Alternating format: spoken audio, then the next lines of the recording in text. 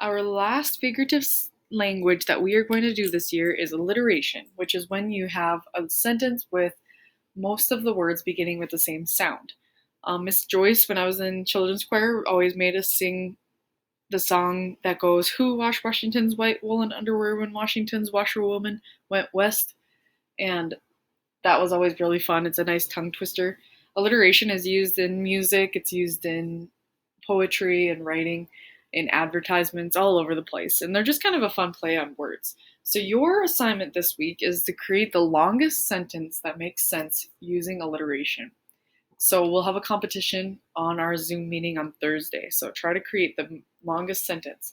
Now, the sentence has to make sense. You can't just say, Willy Wonka, Weed Whacker, Warbles, Wumbo. Okay, you have to actually, it has to be a sentence. It can be as crazy as you want it, but it has to make sense. So let's start reading. Alliteration, wonderful words that certainly sound super. Betty Botter bought some butter, but, she said, the butter is bitter. If I bake it in my batter, bitter will my batter be. What's the first thing that you notice about the tongue twister? 12 of the 23 words begin with a B sound. Now that you know what alliteration is, putting together two or more words that begin with the same sound is called alliteration. It's just the first sound that has to be the same, not necessarily the letter. For instance, C and K sometimes make the same sound, so candy kitten and ketchup container are examples of alliteration. So are funny phone, generous judge, 6 cents, and psychology student. The first sounds in these phrases are the same, even though the letters are not. On the other hand, the following phrases are not strictly speaking alliteration: honest Harry, church choir, cracked ceiling, and whole whale. The initial letters are the same, but not the initial sounds. Some of your favorite cartoon, movie, and storybook characters have alliteration names: Donald and Daisy Duck, Mickey and Minnie Mouse, Bugs Bunny, Betty Boop, Roger Rabbit, Huckleberry Hound, King Kong, Jack and Jill, Simon, Simple Simon, Old King Cole, Wee Willie Winky, Little Miss Muffet, and The Little Boy Blue. Alliteration makes these names fun to say and easier to remember. 4 presidents of the United States in the 20th century had names that were alliterative. Their parents must have liked the way their children's names sounded. Can you name them? Our initials WW. Our 28th president, 1913 to 1921, held office during World War I. HH. Our 31st president, 1929 to 1933, held office at the beginning of the Great Depression. CC. Our 30th president, 1923 to 1929, served in more elective offices than any other. And RR, our 40th president, 1981 to 1988, had been an actor in Hollywood and a state governor. Answers are at the end of the chapter. Many well-known tongue twisters contain alliteration, like Peter Piper picked a peck of pickled peppers, she sells seashells by the seashore, a tutor who tooted a flute tried to teach 2 young tutors to toot. And some beloved nursery rhymes are also alliterative. Peter, Peter, pumpkin eater. Georgie, Porgy, pudding and pie.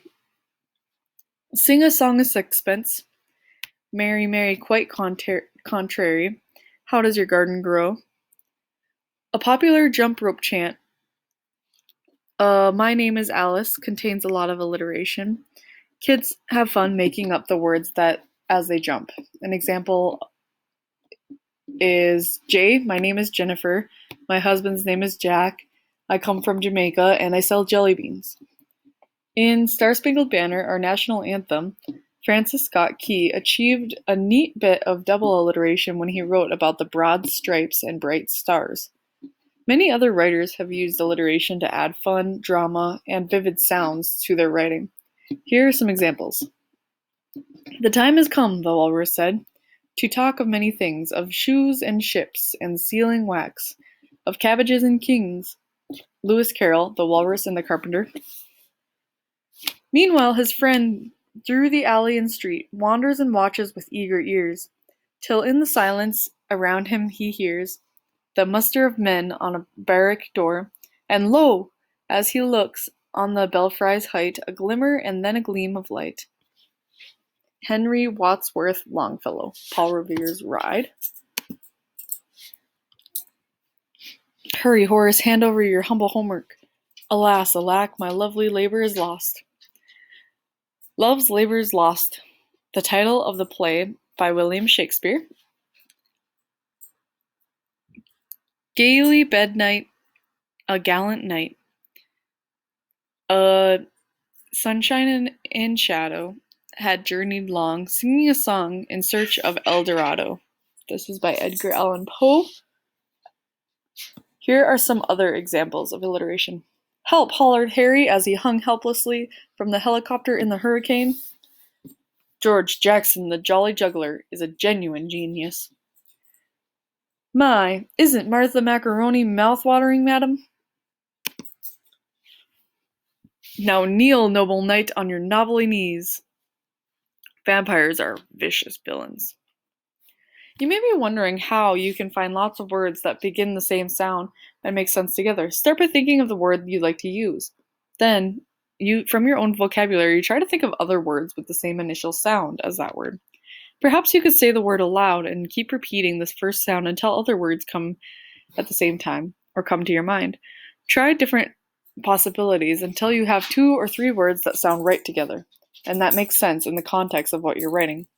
If you run out of words, open any dictionary to words that begin with the same sound that you're trying to match. Let your eyes scan the pages. You should be able to pick out some of the suitable words that way. Write down all the words that you can think of or find them in the dictionary. Keep trying different combinations of words until you compose your perfect alliterative phrase. But be sure that it makes sense in the context of your story, poem, song, cheer, or whatever you're writing. When should you use alliteration in your writing? Use it whenever you want to add drama, wild winter wind, or humor. Petunia put purple pickles in the parakeet's pasta, or capture a sound, sizzling sausages. Or give a character a memorable name, Willy Wiggles. Or set a vivid scene, the raging river roared over the ragged rocks. Or label something, David's Dirty Duds. Not every word has to begin with the same sound, but if at least 2 words are close to but if at least 2 close together do, that's alliteration. And of course, don't overdo alliteration. Don't overdo it. Alliteration is fun, but a little bit goes a long way. Too much could become totally and terribly tiresome for your reader. And misplaced alliteration, putting a funny name into your serious story, for instance, could spoil your writing. Use just a bit of alliteration here and there for good effect. Clowning around. Back to the clown story. Now you can add a bit of alliteration to give your character a memorable name and extra fun.